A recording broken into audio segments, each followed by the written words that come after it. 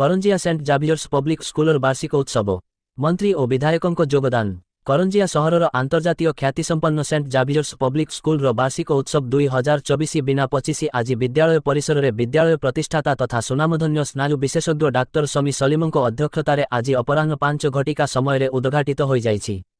ଏହି ଉତ୍ସବର ମୁଖ୍ୟ ଅତିଥି ଭାବେ ଜଙ୍ଗଲ ପରିବେଶ ଜଳବାୟୁ ପରିବର୍ତ୍ତନ ଓ ଶ୍ରମ ବୀମା ବିଭାଗ ମନ୍ତ୍ରୀ ଗଣେଶ ରାମ ସିଂ ଖୁଣ୍ଟିଆ, ସମ୍ମାନିତ ଅତିଥି କରଞ୍ଜିଆ ବିଧାୟକ ପଦ୍ମ ଚରଣ ହାଇବୁରୁ, ପୂର୍ବତନ ବିଧାୟକ ବିଜୟ କୁମାର ନାୟକ, ଶ୍ରୀମତୀ ସଲିମ, ବିଦ୍ୟାଳୟର ସଂଯୋଜକ ସୈଦୁଲ ରେହମାନ, ବିଦ୍ୟାଳୟ ଅଧ୍ୟକ୍ଷା ଶିଖା କୁମାରୀଙ୍କ ସହିତ ମୁଖ୍ୟ ବକ୍ତା ଭାବେ କରଞ୍ଜିଆ ଓକିଲ ସଂଘ ସମ୍ପାଦକ ଦିବ୍ୟ ପ୍ରସାଦ ସାହୁ ଯୋଗଦାନ କରି ପ୍ରାରମ୍ଭରେ ଜଗତର ନାଥ ଜଗନ୍ନାଥଙ୍କ ଫଟୋଚିତ୍ରରେ ମାଲ୍ୟାର୍ପଣ ଓ ପ୍ରଦୀପ ପ୍ରଜ୍ୱଳନ କରି କାର୍ଯ୍ୟକ୍ରମକୁ ଉଦ୍ଘାଟନ କରିଥିଲେ।